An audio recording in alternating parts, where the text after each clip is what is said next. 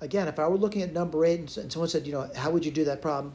It would be nice to have a hint on it, I'll be honest with you. And someone says, I wonder what the hint could be. Well, one thing you do is just simply take the sine function, which is 2 of those things, and write it down twice, all right? So let me put that, what I mean by twice, it's sine x, plus sine x, I'm sorry.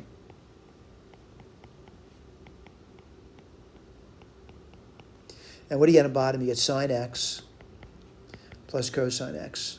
Now, before I do anything, I like to do u substitutions, but if I did like the bottom was a u substitution, then you look at the top, it's not working out so well, all right?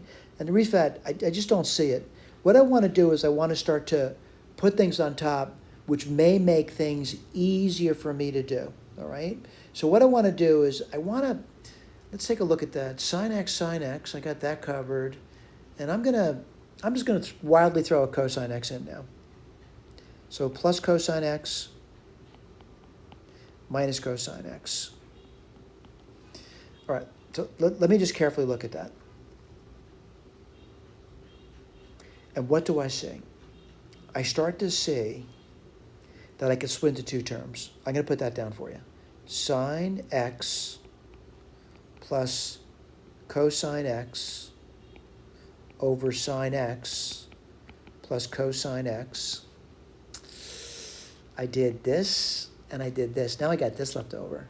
Let me write that down. Plus sine x minus cosine x over sine x plus cosine x. All right, I want to point out what this is written for you. It's written, I did this part over here. They're equivalent, by the way. I did this part over here. But I noticed that, like, if I did a u substitution, the u would still, this is easy, by the way. That's just 1, conditionally 1, but it's still 1. This over here, I'm looking at it, and I'm wondering if I took its derivative, I would get, cosine x minus sine x.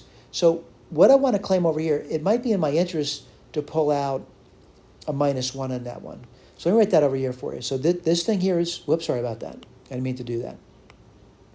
This thing here is 1, and then I'll do this minus, let me write this over here, cosine x minus sine x.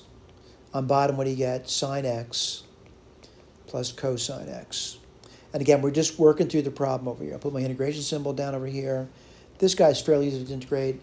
And I want to claim to you, this guy's also easy to integrate now. And why is that? I see that as a u substitution problem where the bottom is u. And what would you get there? Well, the derivative of sine is cosine. The derivative of cosine is minus sine. So what do I get? I would get 1 minus the natural log of u. What was u? This was u. Where's that coming in? I'm hoping you're seeing that right over here. Relatively simple integration to perform, by the way. Right? Relatively simple integration to perform. Let me go backwards a little bit.